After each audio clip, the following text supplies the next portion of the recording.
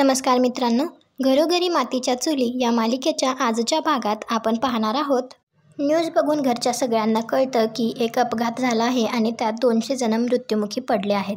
स्क्रीनवर दिलेल्या नंबरवर प्रवाशांचे नातेवाईक संपर्क करू शकतात. हे ऐकून तर सगळ्यांना धक्काच बसतो. तर नाना लगेच म्हणतात, आपला सारंगसुद्धा याच ट्रेनमध्ये होता ना रे ऋषिकेश? ऋषिकेश म्हणतो, हो नाना. सुमित्राला तर काही कळत नसतं. ती म्हणत असते, पटकन काहीतरी कर, सारंगला फोन कर. ऋषिकेश तिला म्हणत असतो, आपल्या सारंगला काहीही होणार नाही, तू काही काळजी करू नकोस. जानकी ऋषिकेशला म्हणते, टीव्हीवर जो नंबर दिसत आहे त्यावर कॉल करून चौकशी करा. घरी सगळ्यांना खूप काळजी वाटत असते. सगळे खूप टेन्शनमध्ये असतात. ऋषिकेश फोन लावत असतो, परंतु त्यांचा फोन बिझी असतो. डबल लावल्यानंतर फोन लागतो. त्यांच्याकडून काहीतरी समजतं, परंतु ऋषिकेशचा चेहरा आश्चर्यचकित झालेला असतो. त्यामुळे सुमित्राला तर चक्कर यायल्यासारखं होतं. जानकी तिला सावरत असते. तर सुमित्रा म्हणते, आपला सारंग सुखरूप तर असेल ना? ते काय दाखवतायत नदीत? जानकी म्हणते, आई, सारंग भाऊजींना काही होणार नाही, तुम्ही नका काळजी करू. ते सुखरूप असतील. देव आपल्या पाठीशी आहे, काही होणार नाही त्यांना. ऋषिकेश सुमित्राला म्हणतो, आई तू काळजी करू नकोस, मी लगेच निघतो आणि कुठल्याही परिस्थितीत मी सारंगला सुखरूप घरी घेऊन येईल. तो नानांना म्हणतो, तुम्ही काही काळजी करू नका, येतो मी. असं म्हणून ऋषिकेश सारंगला घेण्यासाठी जातो. ऋषिकेश तिकडे पोचतो. सगळीकडे शोधाशोध करतो, धावपळ करतो, परंतु त्याला सारंगचा काही पत्ता लागत नाही. तिकडे सुद्धा सगळा गोंधळ चालू असतो. सगळे नातेवाईक आपापल्या फॅमिली मेंबरला शोधत असतात. त्या गोंधळामध्ये पेशंटची लिस्ट फाटते आणि ते लिस्टचे जे तुकडे झालेले असतात ते उचलायला सुद्धा सगळे लोक एकमेकांवर तुटून पडतात. घरी जानकी सुमित्राची काळजी घेत असते. तिला पाणी देत असते. तर आजी तेवढ्यातच येते आणि तो ग्लास फेकून देते आणि म्हणते, पाणी द्यायचं नाटक बंद कर. तुझ्या हातून ती काही सुद्धा घेणार नाही. सांगता येत नाही, कदाचित त्याच्यात विष सुद्धा घातलं असेल. नाना तिला म्हणतात, भानावर आहात का तुम्ही सासूबाई? काय बोलताय तुम्ही? तर आजी म्हणते, क्षमा करा जावई बापू, परंतु मी खरं काय आहे तेच बोलतीये. हिने आपल्या नवऱ्याला विमानाने पाठवलं आणि माझ्या लाडक्या नातवाला ट्रेनने पाठवलं, म्हणून हे सगळं घडलंय. जानकी म्हणते, तसं नाही, मी खरंच सांगते, फ्लाईटचं तिकीट मिळत नव्हतं. दोन्ही फ्लाईट फुल होत्या. सारंग भाऊजींना निघता यावं त्यांच्या हितासाठीच मी. तेवढ्यातच ऐश्वर्या तेथे येते आणि ती जानकीवर ओरडतच म्हणते, बरोबर आहे तुमचं. या घरात सगळ्यांचं हित फक्त तुम्हालाच कळतं ना, त्यामुळे तुम्हाला जे वाटतं ते तुम्ही लादता समोरच्यावर. मग ते समोरच्याला आवडत असो किंवा नसो, तुम्हाला काही फरक पडत नाही. तुमचा शब्द या घरात शेवटचा असतो. इच्छा नसताना माझे सारंग तिकडे बेंगलोरला गेले.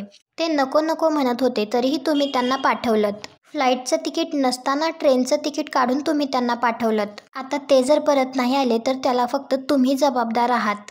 कुठे असतील माझे सारंग? काय झालं असेल त्यांना? असं म्हणतच ऐश्वर्या मोठमोठ्याने रडत असते. त्यावेळी सुमित्रा तिला जवळ घेऊन तिला रडू नको म्हणते. आपल्या सारंगला काहीही होणार नाही, आपला सारंग सुखरूप असेल.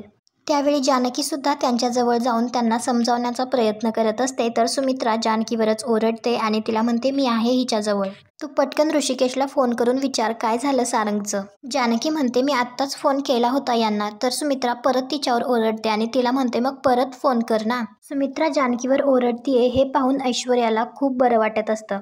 इकडे सारंगला शोधण्यासाठी ऋषिकेशची खूप पळापळ चालू असते. त्यावेळी त्याला पोलिसांकडून कळतं की ट्रेनचे 4 डबे नदीत कोसळलेत. 200 पेक्षा जास्त लोक दगावलेत आणि त्यातलं कोणीही वाचलं नाहीये. हे ऐकून तर सारंगला धक्काच बसतो आणि त्याला कळतं की सारंग ज्या डब्यात होता तो डबा सुद्धा नदीत कोसळलाय आणि त्यातलं कोणीच वाचलं नाहीये. तर ऋषिकेश पोलिसांना रिक्वेस्ट करत असतो, तुम्ही त्याला शोधा, मला माहितीये त्याला काहीच झालं नसेल. नंतर पोलिसांना आणखी एक बॉडी सापडलेली असते. तर ते पोलीस ऋषिकेशला विचारतात, तुमच्या भावाने कोणत्या रंगाचे कपडे घातले होते? तर ऋषिकेश सांगतो, निळ्या रंगाचा शर्ट आणि निळ्या रंगाची पॅन्ट होती. तर पोलीस म्हणतो, हो, त्या बॉडीवर सुद्धा हेच कपडे आहेत. हे ऐकून तर ऋषिकेशला काहीच कळत नसतं. तो पुन्हा पुन्हा म्हणत असतो की तो माझा भाऊ नसेल. पोलीस त्याला म्हणतात, एकदा तुम्ही बघून घ्या. जानकीला सुद्धा खूप वाईट वाटत असतं आणि इकडे सुमित्रा सुद्धा तिच्याशी नीट बोलत नसते. त्यामुळे ती तिच्या रूममध्ये येऊन रडत बसलेली असते. तर नाना तिच्याजवळ येतात आणि तिला ते म्हणतात, बाळा तू रडू नकोस, ऋषिकेश आम्हा सगळ्यांना तुझ्यावर सोपवून गेलाय ना. आज पहिल्यांदाच मी तुझ्या डोळ्यात संकटाच्या वेळी अश्रू बघतोय. नाहीतर नेहमी या घराला धीर देणारी तूच आहेस. तूच खचलीस तर कसं होईल सांग बरं. तर जानकी म्हणते, नाना, ऐश्वर्याला असं वाटतंय की मी मुद्दाम. ती म्हणाली, मी सारंग भाऊजींना जबरदस्तीने पाठवलं. मला मान्य आहे मी केली जबरदस्ती, पण त्यांच्या भल्यासाठीच ना. सगळ्यांना माहिती आहे मी त्यांना सेमिनारला का पाठवलं. त्यावेळी मला वाटलं नव्हतं की असं काहीतरी विपरीत घडेल. सॉरी नाना. तर नाना म्हणत असतात, आम्हाला माहिती आहे जानकी, तू नको मनाला लावून घेऊस. ऐश्वर्या घाबरली आहे, साहजिकच आहे. ती सुद्धा दुःखात आहे. तिचं बोलणं मनाला लावून नको घेऊस. मला खात्री आहे ऋषिकेश सारंगला सुखरूप घेऊन येईल. तू नको काळजी करूस. इकडे ऋषिकेशला ती बॉडी दाखवण्यासाठी आणलेलं असतं, परंतु त्याची हिंमत होत नसते चेहऱ्यावरील कपडा काढण्याची. ऋषिकेशला सारंगसोबत घालवलेले क्षण आठवत असतात. त्याची हिंमतच होत नसते त्या बॉडीवरील कपडा काढून चेहरा बघण्याची. तो मनात म्हणतो, नाही देवा, मला नाही बघायचं. नाहीये माझ्यात धाडस. इकडे सुमित्राला सुद्धा खूप टेन्शन आलेलं असतं. त्यावेळी नाना आणि सुमित्रा हे दोघे सोबत त्यांच्या रूममध्ये असतात. तर नाना सुमित्राला म्हणतात, ऐश्वर्या वाटेल ते जानकीला बोलत होती. तू अडवायला हवं होतं तिला. जानकीने काय केलंय सांग बरं. तर सुमित्रा म्हणते, पण ऐश्वर्याची काही चूकच नव्हती. काय चुकीचं बोलली ती. मुळात सारंगला जानकीने बँगलोरला पाठवायलाच नको होतं. विमानाचं तिकीट नाही मिळत आहे तर सोडून द्यायचं होतं ना. पण तिने हट्टाने ट्रेनने पाठवलं आणि हा अपघात झाला. तर नाना म्हणतात, असं काय करतीयस. आता तू सुद्धा तसंच बोलायला लागलीस. म्हणजे जानकीला माहिती होतं का या ट्रेनचा अपघात होणार आहे. त्या ट्रेननं सारंगला जाऊ द्या म्हणून. सुमित्रा म्हणत असते, पण सारंगला ट्रेनने बेंगलोरला पाठवायची गरजच काय होती. तर नाना म्हणतात, जरा समजून घे, तुझं मन जिंकायचं होतं तिला. सुमित्रा म्हणते, माझं कसलं मन जिंकायचं. जानकी आणि ऋषिकेशच्या बाबतीत मी असं काय केलंय की तिला माझं मन जिंकायची वेळ यावी. नाना म्हणतात, तू जरा शांत हो, ही वेळ नाहीये हे सगळं बोलण्याची. घरात सगळेच घाबरलेले आहेत. त्यात आरोप प्रत्यारोप करून एकमेकांची मनं दुखवायला नकोत, एवढंच माझं म्हणणं आहे. सुमित्रा म्हणत असते, तुम्ही हे काय बोलताय. आपल्या सारंगचा अपघात झालाय. तो कुठे आहे, कसा आहे, काय परिस्थिती, काहीच माहिती नाही आणि तुम्ही मलाच दोष देताय. नाना म्हणतात, तुला दोष देत नाहीये, फक्त काट्याचा नायटा होऊ नये म्हणून मी काळजी घेतोय एवढंच. जी गोष्ट जपण्यासाठी आपण धडपडलो, फूट पडू नये म्हणून एवढं सगळं केलं, पण आता तीच गोष्ट आपल्यासमोर घडेल असं वाटतंय. आणि ऐश्वर्या. तर सुमित्रा लगेच म्हणते, ऐश्वर्याची या बाबतीत काहीही चूक नाहीये, निदान यावेळी तरी नाहीये.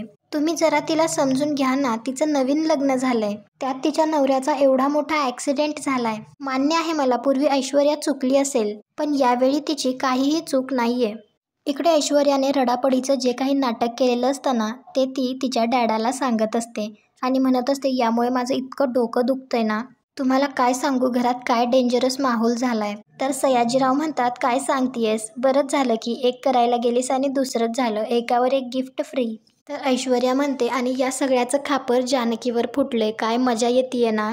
आता तो ऋषिकेश आणि जानकी फार दिवस या घरात राहू शकणार नाहीत, कारण ती सुमित्रा सुद्धा आता त्यांच्या विरोधात झालीये. आणि तो बिचारा आजीचा लोकरीचा गुंडा, तो आता परत येईल असं मला तरी नाही वाटत. म्हणजे एवढा पण वाईट नव्हता तो बिचारा, चांगला होता. या बोर घरात माझं एकच होतं ना ते एंटरटेनमेंटचं साधन, पण झालं आता तो पण गेला. पण तुम्हाला डॅडा जरा अंदाज येतोय का हे जे काही घडलं त्यावरून. आता हा लोकरीचा गुंडा तर गेला, आता यांना माझ्याशिवाय काही पर्यायच नाहीये. आणि ती म्हणते, डॅडा आता हे घर तर सोडाच, रणदिवे फॅमिलीचा बना बना या बिझनेस मी कसा माझ्या ताब्यात घेते ना ते बघाच, आणि हेच माझं रिव्हेंज असेल. सयाजीराव तिला म्हणतात, जरा सांभाळून, म्हणजे तुला सांगण्याची गरज नाहीये, पण तरीही सगळं करून निरागसपणे बाजूला कसं राहायचं यात तू तरबेज झालीयस. तर ऐश्वर्या म्हणते, चला आता डॅडा या लवकर इकडे सांत्वन करायला. तुमचा लाडका जावई सापडत नाहीये ना, हरवला आहे तो, आणि तो परत कधीच येणार नाही असं मला तरी वाटतंय.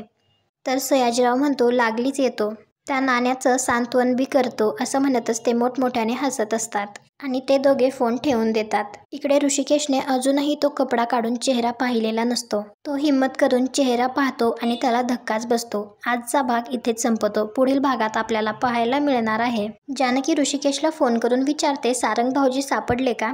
त्यावेळी ऋषिकेश रडतच जानकीला सांगतो, डेड बॉडी दाखवली. इकडे घरी सुमित्राला अटॅक येतो. तर गुलाब ऐश्वर्याला विचारतो, वहिनी तुम्हाला समजलं नाही का आईंना अटॅक आलेला. जानकी सुमित्राला लगेच हॉस्पिटलमध्ये घेऊन येते. तुम्हाला हा भाग आवडला असेल तर व्हिडिओला लाईक करा. आपल्या मराठी मालिका या चॅनलला सबस्क्राईब करा. भेटू उद्याच्या भागात.